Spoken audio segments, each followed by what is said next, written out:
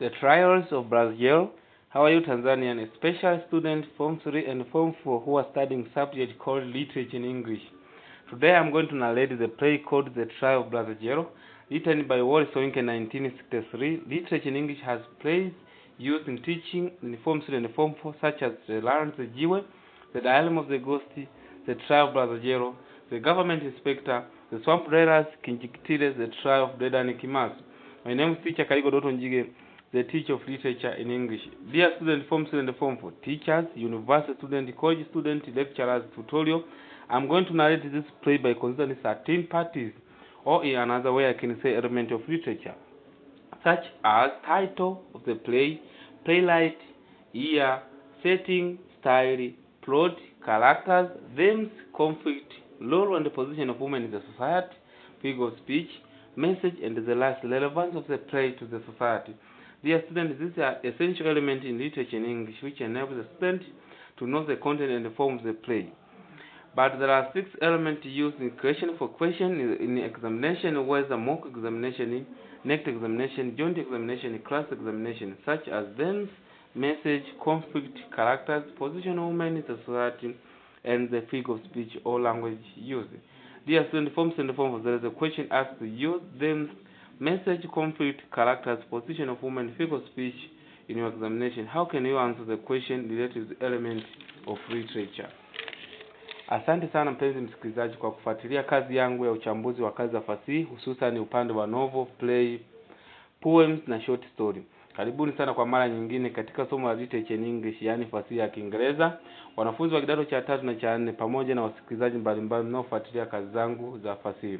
Karibuni tena. Leo nawaletea tamthilia yani play inayofahamika kwa jina la The Trial of Brother Jero, yani majaribu ya kaka Jero au majaribu ya mtumishi wa Mungu, yani mchungaji anayefahamika kwa jina la Brother Jero aliyepitia majaribu mbalimbali.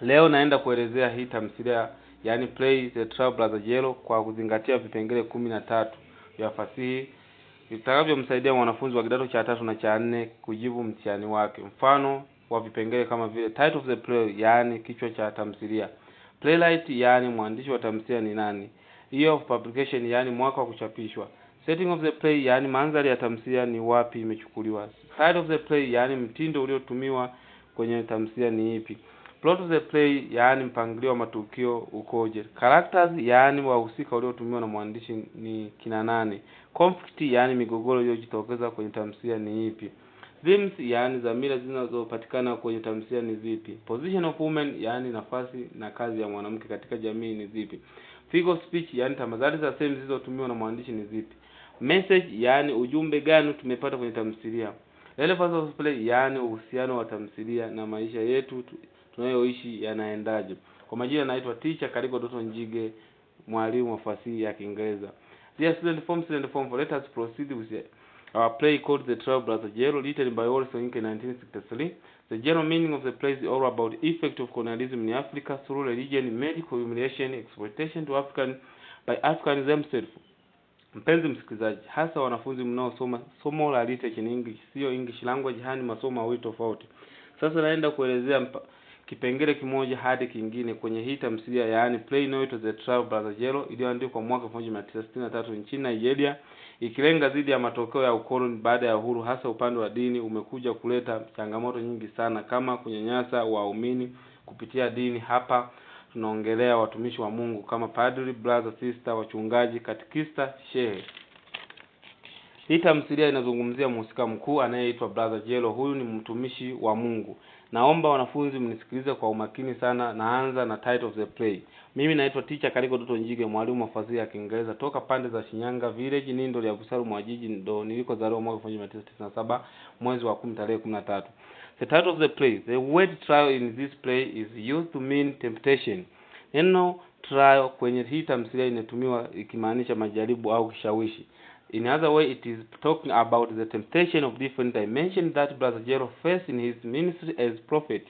Kwa maana nyingine, neno trial linalenga majaribu mbalimbali yaliyokuwa yanakumba nayo Brother Jero kama nabii au mtumishi wa Mungu.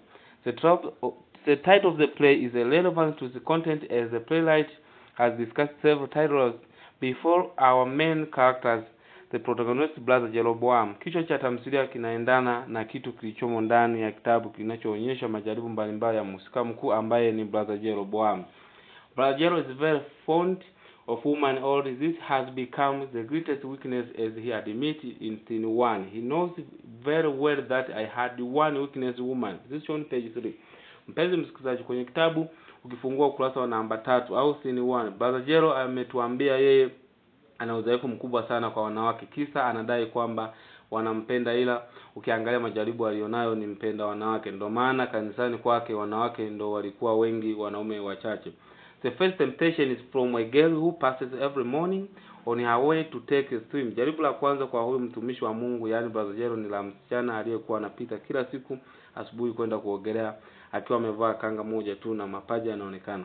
When she come back, she is clean, wet, with shiny face and hair. Huyu binti wakati anatoka kuogelea kalowana kanga, uso na nywele zake ziking'aa. Brother Jero akimwangalia mpaka anapagawa, na huyu binti mdogo sana amevaa kanga moja na uchi wake ukionekana. Hatimaye brother Jero ambaye ni mtumishi wa Mungu, ni nabii, alikuwa anaangalia kinyemela na moyo wake unamsukuma mpaka akaanza kuomba akisema, sali uepukane na majaribu haya. Then he tell himself, pray brother Jero, pray for strength against temptation. Mwenye kitabu fungua ukurasa wa 11 utaona. Wole Soyinka kaonyesha jaribu la kwanza kwa brother Jero kwa binti anayeenda mara kwa mara kuogelea na kanga moja baharini. The second trial is from the woman chasing the drama boy. Jaribu la pili ni kwa mama aliyekuwa anamfukuza mpiga ngoma. Mara brother Jero akapata jaribu la pili. Her leper was put so high that half the length of her teeth is exposed. Brother Jero again follows the woman exposed limb. Why?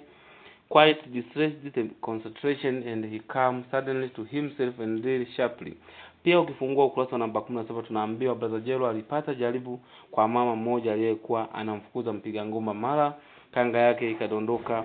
Wakati huo brother Jero akakiona kiuno na nyonga za mama huyu na moyo kwenda mbio. Kwa hiyo mama, hayo ndo majaribu ya huyu mtumishi wa Mungu brother Jero alikuwa anakutana nayo. Ungekuwa wewe ungefanyaje? Umeona kila kitu, tena wewe ni mtumishi wa Mungu. Another trial come from this assistant Chume who asked for permission to beat his wife. Jaribu jingine linatokea kwa msaidizi wake anaitwa Chume ambaye alimuomba ruhusa brother Jero ampige mke wake. Brother Jero find it difficult to allow Chume to beat his wife and tell him it is against the will of God. Brother Jero alipata gumu wa kumruhusu Chume aende kumpiga mke wake na kumwambia ni kinyume na matakwa ya Mungu. Mwenye kitabu afungue ukurasa namba 15. Hii nalo ni jaribu alilopata brother Jero.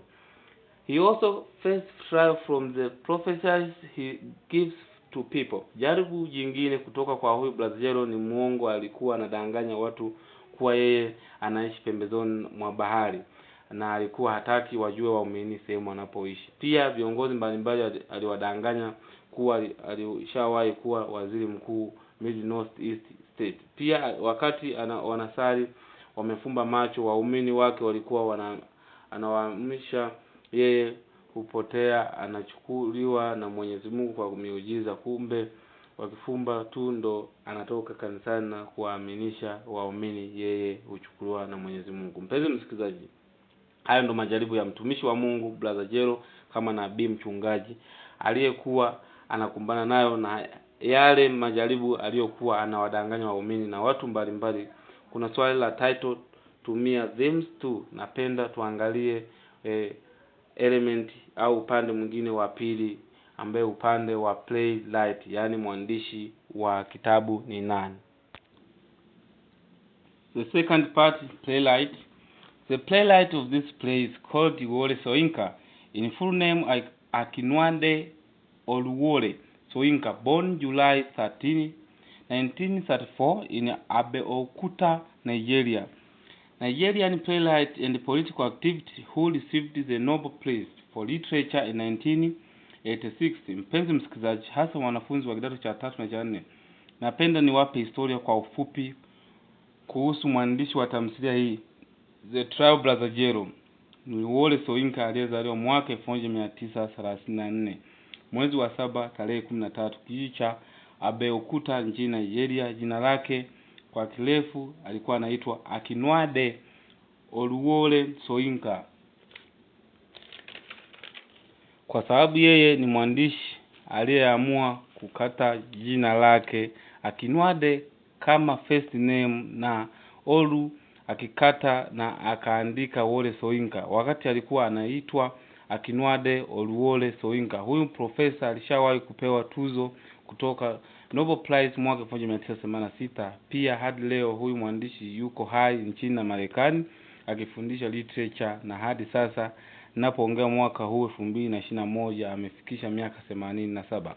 Huyu mwandishi ndo kioo changu, nimeiga kutoka kwake, maana na yeye alikuwa mtafsiri wa vitabu vya fasihi. Kwa hiyo nimejifunza kutoka kwake, nami nitajifunza hatua kama yake. Hadi sasa mimi nimefikisha miaka 4 ya uchambuzi wa uandishi wa vitabu vya fasihi toka 2017. Wadau wangu nawapa hai wanaojishughulisha na kazi ya wachambuzi kama Teacher Hassan Lemunje kutoka Dodoma, pamoja na Teacher Black na wengine ambao sijawataja, na watia moyo, chapeni kazi, acheni ya pembeni. Haya, tunaendelea na kipengele cha 3 ambacho ni year of publication. The Trial Brother Jero was first produced in the dining hall at Melon by Wole University College, Ibadan, Nigeria in April 1960. The play was first published in Nigeria in 1963 and by Oxford University Press 1964. Mpenzi msikilizaji, hii tamthilia ilianza kuonyeshwa maigizo kabla haijachapishwa mwaka 1960 mwezi wa 4 kutoka chuo kikuu kinachofahamika Ibadan University nchini Nigeria. Baadaye kilichapishwa mwaka 1963. Pia kampuni ya Oxford University Press ikachapisha mwaka 1964. Ndugu wanafunzi wa kidato cha 3 na cha 4, mwaka wa tamthilia aliandika mwaka 1963. Haya, tuangalie kipengele kingine cha 4 ambacho ni setting of the play. The play is set back in the 1960s, but it is very relevant to the contemporary social, political and religious situation in Nigeria and the other African countries in general. Mandhari ya hii riwaya ni nchini Nigeria, lakini ikilenga mandhari ya Afrika yote kwa ujumla miaka ya 1960, ikilenga hali ya kuenea kwa dini, masuala ya siasa na kijamii. Example setting: beach, Brother Jero's house. Mandhari ndogo ni sehemu ya ufukweni baharini. Tukio lilionekana kwa binti anayeenda kuogelea mara kwa mara baharini pamoja na nyumba kwa Brother Jero. Matukio yamejitokeza, ila fahamu mandhari ni nchini Nigeria, na huwa kuna swali huulizwa kuhusiana na setting. Tumia mandhari ulioona kama urban setting na mifano ya kimjini. Kuna church, hospital, shops. Ndugu wanafunzi, tuangalie kipengele cha 5 ambacho ni style. Example dialogue: the play is written in dialogue style as extended of any play. Mwandishi Wole Soyinka kaonyesha mtindo wa njia ya mazungumzo au mabishano baina ya watu wawili au zaidi. Monologue, soliloquy: the play begins with monologue in which Brother Jero addresses the audience directly, introducing himself as a prophet from birth. Pia Wole Soyinka kaonyesha mazungumzo ya mtu mmoja anayejiongelea kuwa yeye, mfano Brother Jero anavyotupa story kuhusu yeye amezaliwa na kuwa nabii toka utotoni. Point of view: first person point of view is a dominant because Brother Jero introduces himself. Example: I'm a prophet. This is on page 1. Mpenzi msikilizaji, hapa niwaambie tu kuna swali tata sana kati ya style na plot. Kwa hiyo fahamu tu unapoongelea style ni mtindo uliotumiwa na mwandishi kama nyimbo, nafsi, mazungumzo, misemo na hao vitendawili. Haya, tuangalie kipengele kingine cha 6. Kipengele cha 6: plot. Plot: the play is divided into 5 scenes that communicate the playwright message. Hii tamthilia imeundwa na matukio au sura 5. Scene 1: the scene break with monologue from Brother Jero in which he introduces himself as a prophet by birth and by inclination. Mwanzo wa kitabu tunapewa mazungumzo ya mtu anatupa story ambaye ni Brother Jero, anasema kwamba yeye ni nabii wa kuzaliwa nao na wenye mwelekeo. He also tells the audience that there are many prophets of his kind in the street, many with their own church, other inland and other on the coast. Brother Jero anatuambia kuna wachungaji wanamiliki makanisa mjini na wengine wana makanisa pembezoni mwa bahari. There are prophets who are leading profession, while others are looking for procession to leading men curing the deaf, men raising the deaf. Anaendelea kutuambia kwamba kuna wachungaji wanafanya kazi ya kuponya vipofu na wengine wanafufua waliokufa. He says that he was born a prophet and he had grown to love the trade. Anasema yeye alizaliwa nabii lakini anapenda biashara. He says that many prophets now are competing for plot of land at the beach where to elect their churches. Pia anasema wachungaji wengi wanashindana kugombezana ardhi pembezoni mwa bahari kwa lengo la kujenga makanisa yao. He also says that some prophets gain their present speech by getting women penitent to shake their bosom in spiritual ecstasy. Anasema kwamba kuna wachungaji walipata fukwe kupitia wanawake wanaotumia kwa starehe zao, yaani wengine walipata makanisa sehemu za starehe. He tells how they try his old masters by pretending to help him to get a prophet or friend, but he ended up possessing the land himself. Anazidi kutuambia kuwa kivipi alivyoweza kunyang'anya ardhi yake na master kwake mkuu aliyemfundisha unabii wakati akiwa mdogo, kumbe alikuwa ana lengo la kuchukua ardhi.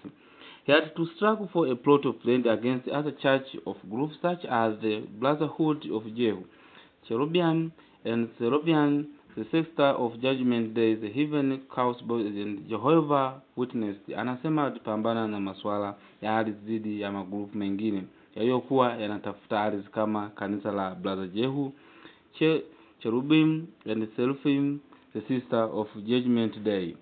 The old prophet appeared and accused Brother Jero for driving him off his plot of the land, said, "In great monster kills you with the accuse of daughter of discord." Anatuambia nabii mkongwe alionekana na kutumtukana na kusema maneno ya kumlaani, lengo lake ni ardhi. Brother Jero ignored the accuse and called it a cheap accuse. He admitted that he has only one weakness, and that is woman. However, he says that women love him because he is good looking. Brother Jero alimpinga nabii wake mkongwe na kumwambia yale matusi marahisi hayana uzito wake, na alisema yeye ana udhaifu mkubwa sana kwa wanawake, na alisema kwamba yeye wanawake wanampenda maana yeye muonekano wake ni mzuri. Hebu tuangalie sehemu ya pili ya tukio, kitu gani kilitokea. Scene 2. Early in the morning in front of Brother Jero's house, the scene break with Amope and the Chume on bike, and they break at Brother Jero's house. Sehemu ya pili ilikuwa asubuhi mapema nyumbani kwa Brother Jero. Chume amempakiza mke wake na baiskeli Amope. Ghafla wakapiga break mbele nyumbani kwa Brother Jero. The suddenly breaking caused a minor injury on Amope echo, and she complained a lot for that. Chume alipopiga breki kwa ghafla nyumbani kwa Jero ilipelekea mke wake Amope kuumia kifundo cha mguu, maana alijibamiza kwenye baskeli. Amope has taken all the kitchen utensils required to prepare the meal plus a mat and goes to camp in front of Brother Jero's house. Wakati wanaenda kwa Brother Jero nyumbani kwake, Amope ambaye ni mke wa Chume alibeba vyombo vya jikoni jamvi kwenda kwa Brother Jero kwa ajili ya kambi. Lengo ni vyombo vya kupikia chakula nyumbani kwa Brother Jero. Ndugu wanafunzi, hapa tunapata dhamira umaskini, maana usafiri wa Chume ambaye ni mchungaji msaidizi wa Brother Jero, usafiri wake ilikuwa ni baskeli. After uploading everything, Chume want to leave, saying that he is late for work. Amope wonders the Chume is just a chief messenger in the local government office, and he called it a job while his old school friend and now minister riding in a long car.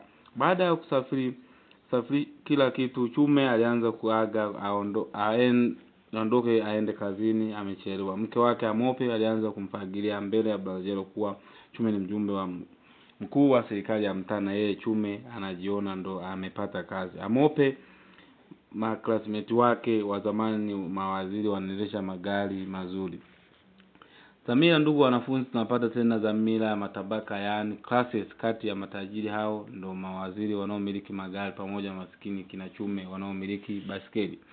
Chume decided to leave the she with he would find another thing to so that she may not go to her grave as wife of chief messenger. Chume aliondoka kuelekea kazini anakofanya kama mjumbe mkuu wa serikali ya mtaa. Brother Jero is about to get out, but he knows the presence of Amope. He wants to escape through the window, but she see him and ask, "Where do you think you are going?"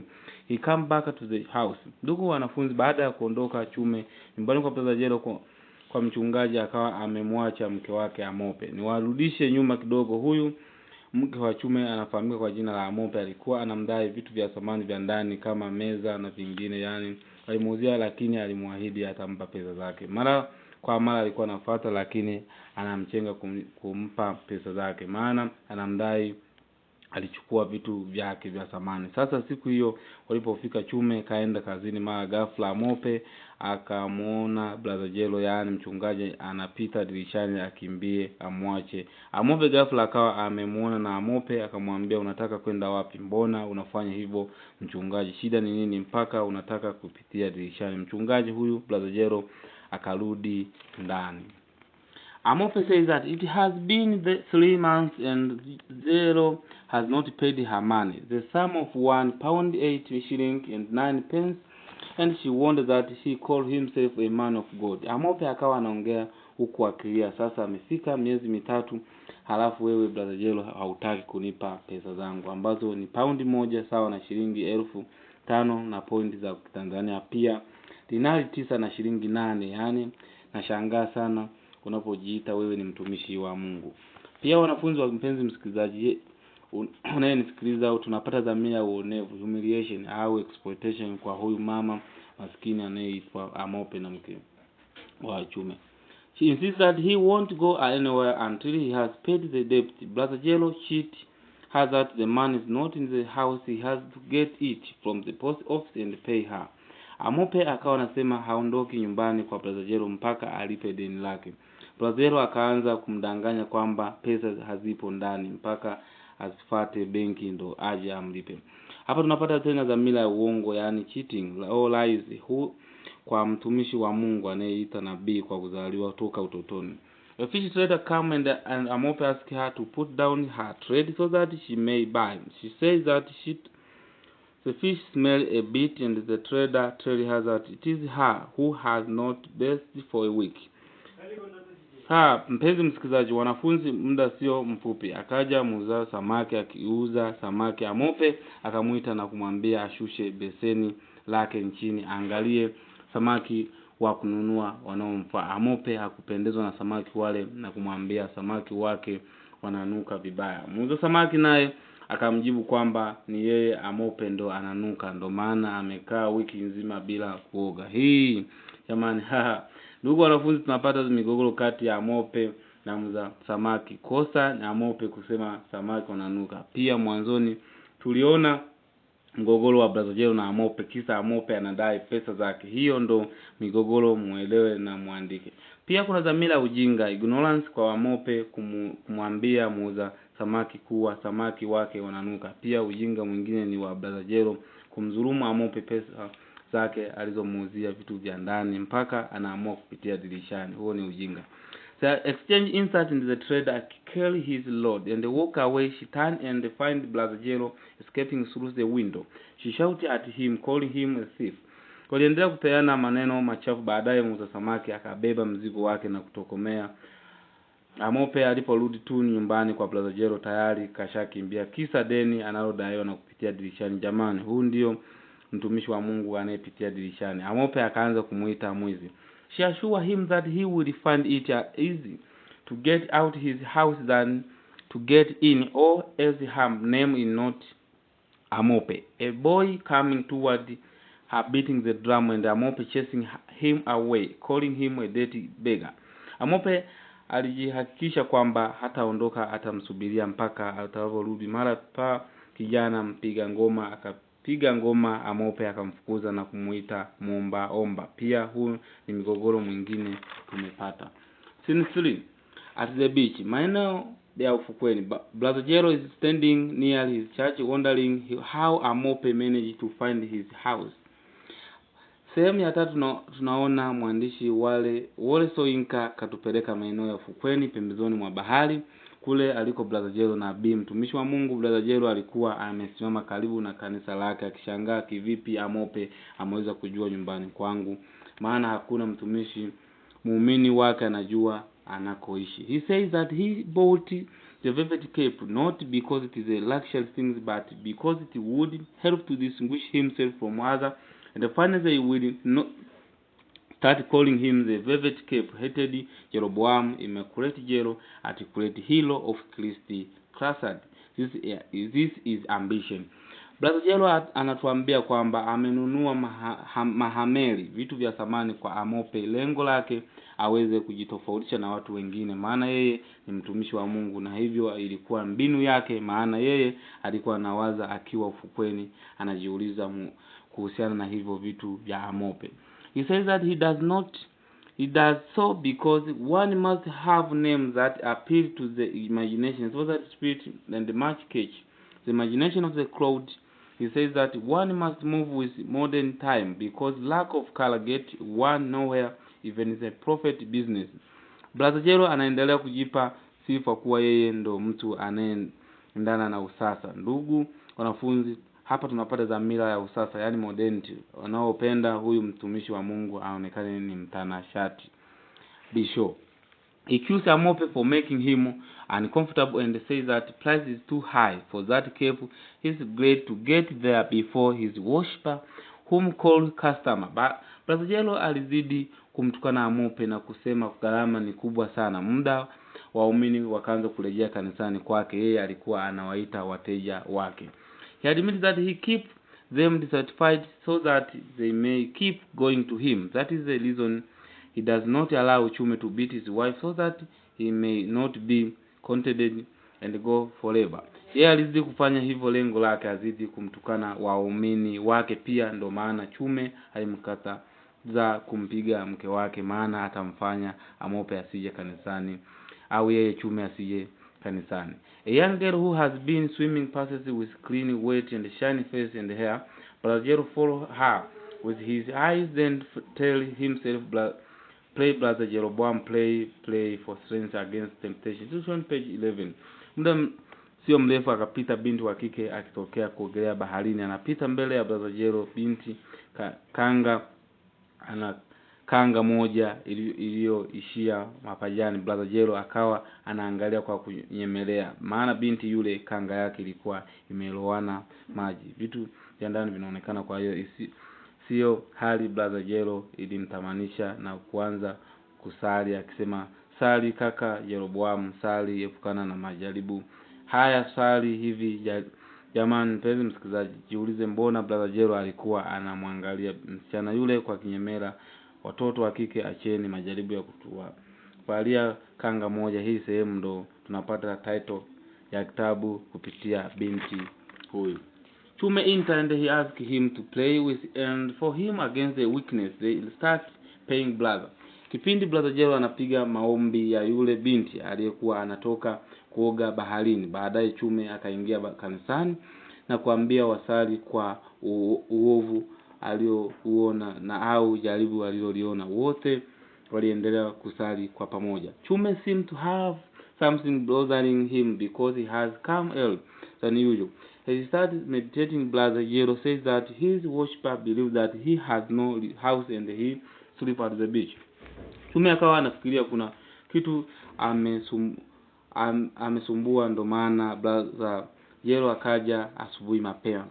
Pia alianza kutafakari. Brother Jero anasema kwamba waumini wake wanaamini hana nyumba, yeye analala ufukweni. When Chume finished his meditation, he suddenly asked her for permission to beat his wife, just one sound beating. Brother Jero said it is against the will of God. He told Chume how to prophesy for him different positions they came through, and now he has prophesied that he would be a chief clerk. Chume continued to insist for prayer. Jero tell Chume that his woman is his cross and he has to bear it and pray for strength. Chume alipomaliza kutafakari, Brother Jero alimwambia Chume asije akampiga mke wake, maana ni kinyume na matakwa ya Mungu. Ndio maana yeye aliweza kumtabiria kuwa yeye atakuwa mtumishi wa Mungu wa pili. Ndio maana alikuwa anawatabiria watu mbalimbali, na yeye Chume anashangaa sana kwa nini Brother Jero anaongea hivi, mbona zamani alikoongea. As the worshiper have arrived and Brother Jero leave them chatting, he talked about a man that he has prophesied that he would be made chief in his hometown. Waumini wengine walifika kanisani na Brother Jero aliwaacha wakiimba. Anatuambia kwamba kuna mtu anamtabiria atakuwa mkuu katika mji wao. For another, he prophesies that he will be the first prime minister of the new mid-northeast estate when it is cheated. Na mwingine anamtabiria atakuwa waziri mkuu wa kaskazini mashariki ya kati. Kwa ukiangalia mchungaji huyu alikuwa anatabiri uongo. Finally, he managed to convince Chume not to beat his wife, and he agreed. He sent Chume to bring water. Then a boy entered, beating the drum, and the woman exposed Jero for the woman exposed limb was quiet. Distressed concentration, Brother Jero leave the duty to Chume and follow them. Mwishowe Brother Jero alimshawishi Chume asije akampiga mke wake, na Chume alikubali. Alimtuma Chume maji ya kunywa, kisha kuna kijana aliingia akipiga ngoma mara kwa mara, akaanza kumfukuza mpiga ngoma. Mara tu kanga yake ikadondoka na nyonga zikaonekana. Huyo ni mama ambaye alikuwa anamfukuza mpiga ngoma maeneo ya kanisani. Mwisho wa siku ile kanga ya ule mama ikawa imedondoka chini.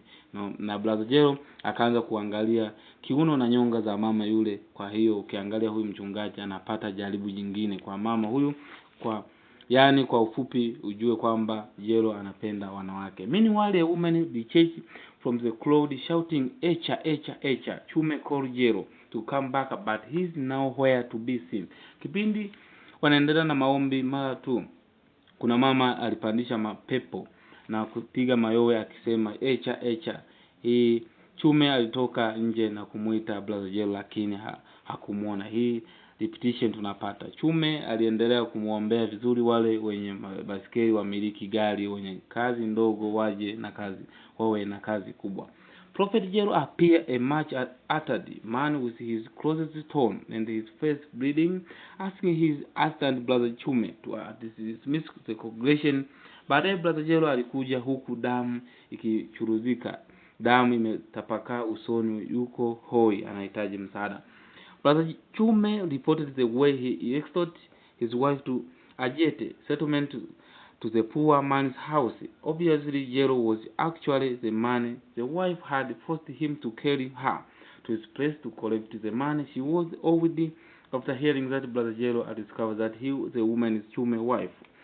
Chume alibidi afukuze waumini wote ili aweze kumsaidia Brother Jero, na alisema alikutana na mke wake ndo aliyemfanyia kitendo vichakani. Alikoenda kutembea baada ya kutoka kanisani, Brother Jero alianza kumsimulia Chume mkasa aliyokutana nao kwa mke wake Amope. Kisa anamdai alimtembeza kichapo mpaka damu ilimtoka.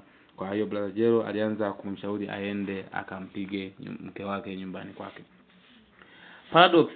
The prophet advice changed from prayer and forgiveness to punishment in the use of whip. As soon as Jero realized who Chume's wife was, he allowed him to go and take his wife home and beat her sacred before he leaves Jero. Tell him that the Son of God appeared to him and gave him a newly title, Immaculate Jero, articulate, Hero of Christ, Classad. Mpenzi msikilizaji, tumeona matukio yanayotokea kwenye sura hii ya 3. Brother Jero ni mchungaji Mungu mwenye madeni na hataki kulipa. Mwisho wa siku kapigwa mpaka kutoka na damu. Ngoja tuangalie sehemu ya 4. Kitu gani kilitokea baada ya Chume kuambiwa aende akampige mke wake, kisa amempiga Brother Jero. Scene 4. Later the same day, in front of Brother Jero's house, Chume goes to his wife and is given the food. He orders his wife to pick up the things ready to leave for home. Amope thinks the man is drunk because he came earlier than usual. Sehemu ya 4 bado naonyesha nyumbani kwa Brother Jero. Chume tayari kashauriwa na Brother Jero aende akampige mke wake. Alipofika alikaribishwa chakula na mke wake. Chume alimwambia mke wake apakue vitu vyake warejee nyumbani kwao. Amope alifikiria mke wake kalewa, mbona kawai mapema hivi kuja, sio kawaida yake. Amope says that amount her debtor owe her is much more than messenger paid. She tells him that he had better become Santo inspector than messenger. She advised him to take a job, him that he does not drink or smoke or take bribe, but he is still poor.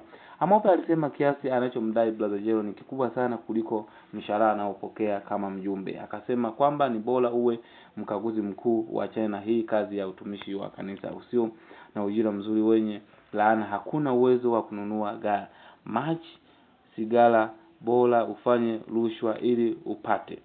pesa ya kujikimu, lakini mbona unabaki maskini na jambo lisilo na maana. Niwakumbushe kidogo, Chume na mke wa Amope walikuwa hawaelewani ndani, migogoro mara kwa mara inatokea. Ndio maana Chume aliamua kumfukuza aende nyumbani kwao, wamechokana. Ndio maana akasema apitie hela yake kwa brother Jero ndo apate hela ya usafiri. Kipindi hicho brother Jero alikuwa vichakani kajificha, anaangalia kama kweli atampiga mke wake. Chume threatened to beat her, saying his period abstinence and tries over the command her to get on the bike. She refused and learned to beat the boy, asking to be let in.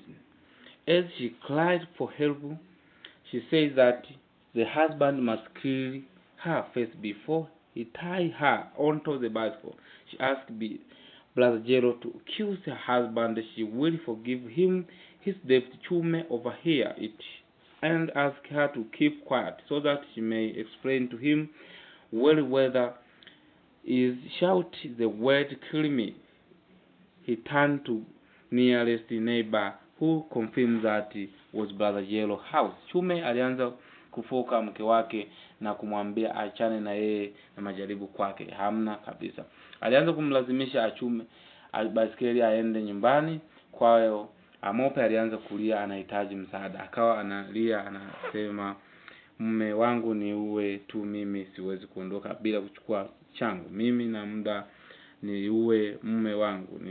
Mwishowe Chume alimnyamazisha na kumwambia aeleze vizuri mkasa uliotokea. Amope na Jero kuwa anamdai pesa nyingi sana, lakini yeye Chume alikuwa hajui chochote. Chume discovers the hypocrisy of brother Jero and they know that it is for that reason he allowed him to beat his wife for his own convenience. Chume leave her alone and take his bike, ordering her to wait till he return. Amope is surprised whether her husband is mad. Chume mwisho aliweza kugundua unafiki wa brother Jero alivyomwambia aende nyumbani akampiga mke wake kwa malengo yake alivyomfanyia. Kumbuka brother Jero yeye yuko vijakani anachungulia kama Chume ataenda kumpiga mke wake. Lakini Chume hakuweza kumpiga mke wake kwa sababu alieleza jambo kwa kina sana, hajawa na hasira. Kumbe brother Jero ana jambo kwa mke wangu. Mwisho Chume alichukua baskeli na kuelekea kusikojulikana kumwambia mke wake amsubirie pale atakaporudi. Amope yeye akawa anajiuliza huenda mume wangu amechizika au amekuwa kichaa. Wapenzi wasikilizaji, tuangalie sehemu ya 5 kipi kilitokea. Scene 5, Nightfall at the beach. Sehemu ya 5 tunaangalia maporomoko baadhi ya makanisa yapo pembezoni mwa bahari. The scene talk about a member of the Federal House who has come to rehearsal his speech practice. He is a backbencher but his one eye and on a ministerial post. Scene hii inazungumzia wanajumuiya wa Federal House wamekuja kanisani kwa malengo na kufanya mazoezi ya hotuba zao. Yeye brother Jero alikuwa nyuma ya kanisa. He remembered Chume and says that might have lost him because by giving him permission to beat his wife, he is now fulfilled and would not come back to him. However, he see it as a good price he paid to get rid of Amope. Wakati amekaa yeye nyuma alikuwa anawaza kwa nini amemruhusu Chume aende kumpiga mke wake. Yaweza ndo mwisho wa Chume kuja kanisani kwangu, na alifikia jambo jema ni kulipa deni la Amope. Chume come aggregate talking to himself, wondering that for 2 years brother Jero had prohibited him to beat his wife, claiming it was against the will of God, but today he granted the permission. Chume alianza kujisemesha mwenyewe akishangaa miaka miwili brother Jero alikuwa anamzuia asimpige mke wake kwa sababu ni kosa kubwa, haliendani na neno la Mungu, lakini mbona ananiomba ruhusa niende nikampige mke wangu. He lament also after discovering that Jero has a house and he cheat his fellows that he sleep at the beach. Chume suspects that maybe Amope and brother Jero have a private relationship.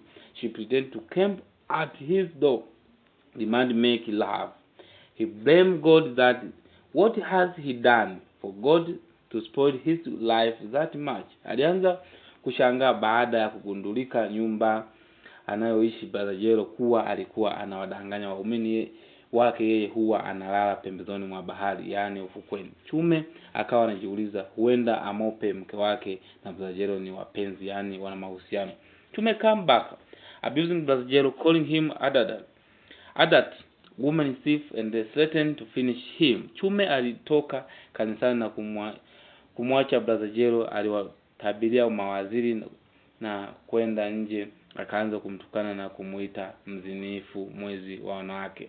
Mjue kwamba kwa nini Chume alikuwa ana wasiwasi na brother Jero na mke wake Amope kuwa watakuwa ni wapenzi. Maana alikuwa mdada alikuwa anaenda kwa brother Jero wakati wa usiku kudai pesa zake, kumbe walikuwa wanafanya mapenzi. Ndio maana Chume alikuwa na wasiwasi wapenzi wasikilizaji. Brother Jero alikuwa anawatabiria watu uongo, pia alikuwa anatabiria waziri fulani kwamba atakuwa waziri wa vita baadaye. Pia aliwaambia macho yake wanaonekana shetani yupo kwake, mpaka alishituka. Jero alikuwa na furaha kubwa siku ile, jinsi walivyokuwa wanatabiria alikuwa anajua wataenda kuambia wengine utabiri wake watakuja.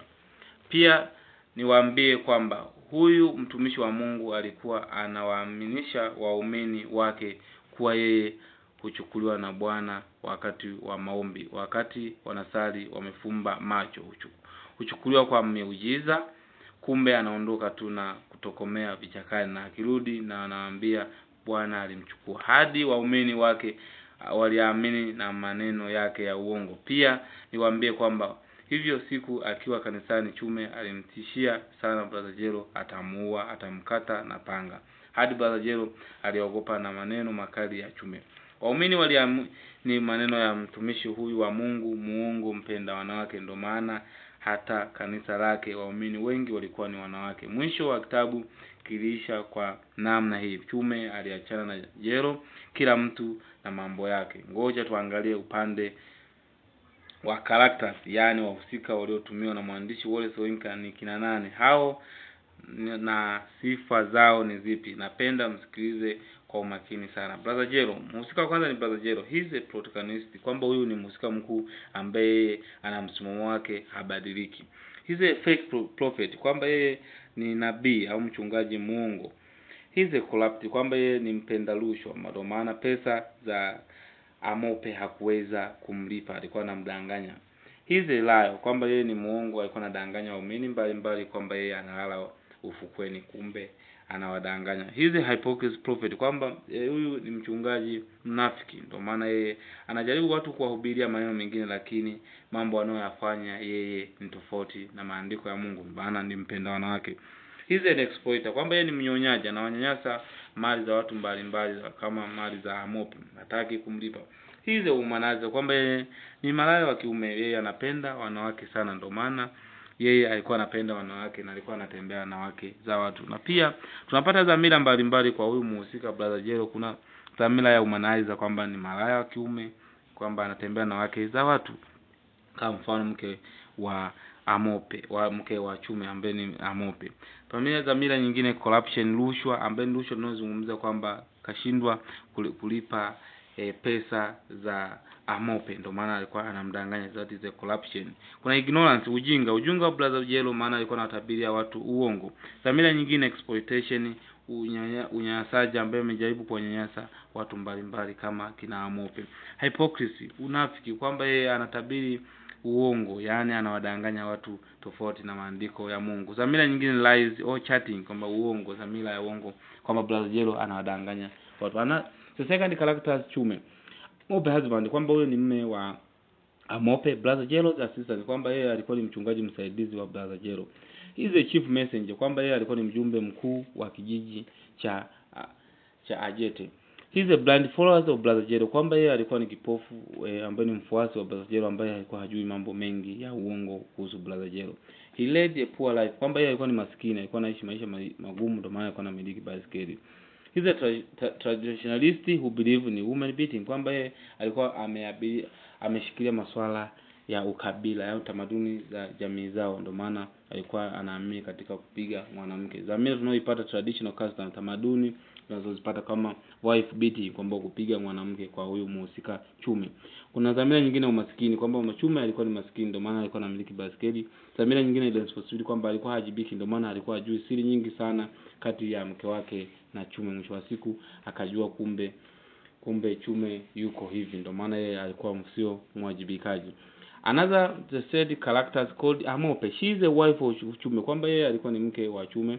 She is a pet trader, kwamba yeye alikuwa ni mfanyabiashara, alikuwa anauza vitu mbalimbali, ndio maana alimuuzia vitu vyake Amope, ambaye alimuuzia brother Jero, alimuuzia vitu vyake, kwa alikuwa ni mfanyabiashara. She is a very hard working woman, kwamba yeye alikuwa ni mchapakazi, alikuwa mchapakazi sana. She abusive, kwamba alikuwa ni mama ambaye alikuwa na lugha chafu, ndio maana muuza samaki alianza kumtukana matusi machafu. She is a courageous, kwamba ni mwanamke mjasiri, ni mjasiri. Dhamira tunaoipata, kuna dhamira ya love, kwa maana Amope alikuwa anampenda mume wake Chume. Na pia dhamira nyingine ni courageous, ambayo unaweza kwamba ni ujasiri, kwamba huyu mhusika Amope alikuwa ni mjasiri. Another characters member of parliament, kwamba huyo hawa ni mbunge. He is an MP, kwamba he is an MP, kwamba huyu ni mbunge. He is a poor in speech making, kwamba yeye alikuwa ni mbunge ambaye hawezi kutoa hotuba mbele ya watu wake, ndio maana alikuwa anaenda kwa brother Jero kufundishwa namna ya kuongea na wananchi. Hizi ignorance, kwamba alikuwa ni mjinga, ndio maana alikuwa anadanganywa uongo mwingi. Na dhamira tunaoipata kwa kupitia huyu mhusika, tunapata dhamira ya ignorance, yani ujinga. Let us look on themes. Dhamira tuangalie the many ideas that we get in literary work. Dhamira tunazozipata ndani ya kitabu. Dhamira ya kwanza ni betrayal, usaliti. Usaliti kati ya nani? Brother Jero amesalitiana pamoja na old prophet, kwamba huyu alikuwa ni nabii wake mkongwe aliyemfundisha masuala ya uchungaji, lakini mwisho wa siku brother Jero alimsaliti na kumuita ni mtu ambaye ni mwizi wa ardhi. Ndio maana brother Jero alimsaliti. Brother Jero alisaliti dini yake, ndio maana alikuwa anatabiri uongo. Kwa hiyo tunaanza kwamba hii ni betrayal, ni usaliti, kwamba haendani na matakwa ya Mungu au maandiko yanavyosema. Brother Jero versus Chume, kwamba kuna usaliti mwingine kati ya brother Jero pamoja na Chume. Alimsaliti, ndio maana yeye alimsaliti kivipi? Alimsaliti maana alikuwa hataki vitu vingi kumwambia Chume. Usaliti mwingine brother Jero pamoja na Amope. Brother Jero alimsaliti Amope maana hakutaka kumlipa vitu vyake alivyokuwa anadaiwa. The second theme is ignorance. Dhamira ya pili tunaipata ni ujinga. Ignorance kati ya nani? Worshiper wenyewe, kwamba ni ignorance. Ukurasa wa 11 ukiangalia kuna worshiper ambao ni waumini wenyewe ni wajinga, na kwa nini walikuwa wanaamini maneno waliokuwa wanaambiwa na brother Jero, kwamba yeye alikuwa kanisani wanasali, brother Jero akiondoka anaambia kwamba yeye ameondolewa na Mwenyezi Mungu. Kwa hiyo tuangalie kwamba waumini walikuwa ni wajinga, hawagundui mapema kwamba huyu mchungaji ni muongo. Ignorance mwingine, ujinga mwingine, Chume mwenyewe ni mjinga, alishindwa kugundua mabaya ya huyu mchungaji. Na pia MP mwenyewe alikuwa ni mjinga, pamoja na Amope pamoja na Chume wanaonekana kwamba kuna wajinga, maana hawajui vitu vingi vinavyoendelea. Another theme which is said themes exploitation. Dhamira nyingine, unyanyasaji. Unyanyasaji kivipi? Brother Jero alikuwa ananyanyasa waumini wake, kwa maana sasa Amope alikuwa alimnyanyasa na vitu vyake, pamoja na hypocrisy. Tuna dhamira nyingine, una hypocrisy. Hypocrisy, unafiki. Kati ya nani? Ambao ni brother Jero, yeye ni mnafiki, haendani na maandiko ya Biblia inavyosema. Yeye anazidi kuwadanganya watu wengine. Dhamira nyingine, awareness. Chume baadaye alikuwa aware pamoja na uongo wa brother Jero. Let us look on conflict. Tuangalie migogoro mbalimbali. Migogoro iliyojitokeza, kuna family conflict, migogoro kati ya familia ya kifamilia ambaye Chume aligombana na mke wake, that is a family conflict. Kuna religion conflict kati ya nini? Ambapo migogoro ya kidini, ambaye Chume baadaye alijaribu kuingia migogoro pamoja na brother Jero, aliingia migogoro na Chume baada ya kuonekana kwamba anawadanganya watu. Kwa hiyo kuna migogoro mbalimbali kwa Jero. Kuna migogoro mingine midogo midogo tunaona, kuna brother Jero pamoja na old prophet, migogoro kati brother Jero na nabii wake aliyemfundisha mkongwe, yani mkuu wa kisa masuala ya ardhi. Kwa hiyo kuna migogoro iliyoibuka brother Jero pamoja na mchungaji wake wa zamani. Migogoro mwingine, brother Jero pamoja na Amope, kisa nini? Masuala ya pesa, kwamba brother Jero yeye alikuwa hataki kumlipa pesa zake, maana aliuzwa vitu. Kwa hiyo tunaona kuna migogoro iliyoibuka kati ya brother Jero pamoja na Amope. Migogoro nyingine pamoja Amope pamoja na mfanyabiashara. Huyu ni mfanyabiashara wa samaki. Amope yeye alimkashifu mfanyabiashara wa samaki na kumwambia samaki wake wananuka, na mfanyabiashara akamjibu kwamba yeye atakuwa ananuka maana ana ana wiki nzima hajaoga. Kwa hiyo kuna migogoro ikawa imeibuka. Migogoro mingine Chume pamoja na Amope na Chume waliingia kwenye migogoro kwa sababu yeye Chume alikuwa hajui kinachoendelea kwa brother Jero. Migogoro mingine kati ya manabii wote, wachungaji mbalimbali waliingia migogoro, na migogoro yenyewe ilikuwa inajaribu kila masuala ya ardhi, wanapigania sehemu mbalimbali. Let us look on position the role of women in society. Angalia nafasi ya mwanamke katika jamii. Women portrayed as a hard worker, kwamba mwanamke amechorwa kama mchapakazi. Ndio maana ni mfano ambao ni Amope amechorwa na mwandishi na Wole Soyinka kama mchapakazi. Women portrayed as a conscious than men, kwamba ni mwanamke ambaye yuko makini sana kuliko wanaume, ambaye ni Amope mwenyewe. Women portrayed as strong and courageous, kwamba mwanamke ameonyeshwa kama mtu shupavu na imara na mjasiri, ambaye ni mfano ni Amope. Women portrayed as a tool for sexual pleasure, kwamba mwanamke amechorwa kama chombo cha starehe. Kwa mfano ameonyeshwa kabisa ambaye ni mdada fulani ambaye alikuwa anaenda kwa brother Jero kila siku anaenda kufanya mapenzi, kwa hiyo ameonyeshwa kama chombo cha starehe. Let us look on language use of figure of speech. Tuangalie tamadhali za semi au lugha iliyotumiwa na mwandishi. Lugha iliyotumiwa ni rahisi. The first figure of speech symbolism. Tuangalie kwamba symbolism, ambapo symbolism is something stand to represent as, kama ni kitu kinachotumika kuwakilisha kitu fulani. Brother Jero ana stand to represent all the foils and collapse, kwamba neno brother Jero lenyewe limesimama kama symbolism ambayo inawakilisha watu wale waongo, yani watu waongo wanaokula rushwa, yani wachungaji waongo, ndio limekaa likiwakilisha wachungaji waongo brother Jero. Chume yeye ni symbolism ambao amekaa ameonyesha kwamba ignorance, ni watu wajinga ambao hawaelewi vitu vinachoendelea na wachungaji wao. Amope amekaa akionyesha mwanamke ambaye yuko makini. Chume bicycles, kwamba symbolism hii ni symbolism ambayo inaonyesha kwamba ina symbolize poverty, kwamba baskeli ya Chume ina symbolize poverty, umaskini.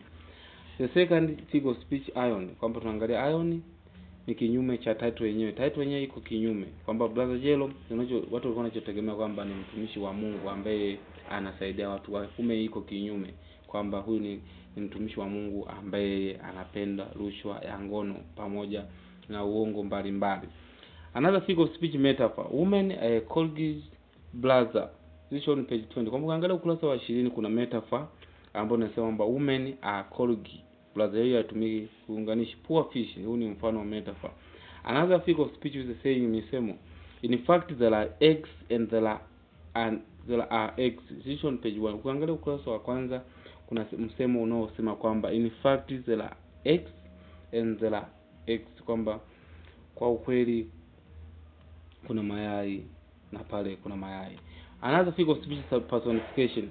No scandal has ever touched my name, kwamba kuna personification inayosema kwamba no scandal has ever touched my name. Another figure of speech allusion, matumizi ya lugha ya kibiblia. The brotherhood of Jero. This is shown page 2. Kwamba ukurasa namba 2 ukiangalia kuna neno linasema la kibiblia brotherhood of Jero. Let us look on message. Tuangalie message, ujumbe tuliopata kwenye hii kazi. We should be careful with false prophet, kwamba hapa tunaangalia tutakuwa tuwe makini na hawa nabii au wachungaji waongo. Tutakuwa tuwe makini kuangalia maneno wanayohubiri. We should not be hypocrites, kwamba hatutakiwi tuwe wanafiki na wenzetu. Wife beating is not a best solution to solve a family conflict, kwamba kupiga mwanamke sio njia salama ya kusolve migogoro ya kifamilia. Ignorance is motivation factor for exploitation, kwamba ujinga sio mzuri maana unapelekea mambo mengine. Betrayal is not good in our society, kwamba usaliti sio mzuri katika jamii zetu. Let us look on relevance. There are many churches, ministry and faith group emerging everywhere in Africa, kwamba relevance angalau kwamba hii tamthilia inahusiana na maisha yetu. Kweli inahusiana kwamba kuna kanisa mengi yamejengwa kila sehemu barani Afrika. The conflict among these prophets overlain and followers in the order of the day. Migogoro kweli huwa inaibuka baina ya wachungaji mbalimbali katika maisha yetu ya kila siku. There are many politicians who go to prophet for prayers for family formation. Pia tunaambiwa kwamba inahusiana kweli kuna wanasiasa mbalimbali wanaenda makanisani kuombewa na kazi zao. hapa ndo nimefika tamati kabisa kusimulia tamthilia hii ya bwana Wole Soyinka, The Trial of Brother Jero. Kwa majina naitwa Teacher Kaligo Dotto Njige, ni mchambuzi wa kazi za fasihi, pia ni mwandishi wa mashairi, tamthilia, riwaya kwa lugha ya Kiingereza. Hii kazi nimeanza nayo toka mwaka 2017 hadi sasa. Mwisho naomba msisahau kusubscribe, kushare, kulike na kucomment chini ya hii video. Asanteni sana.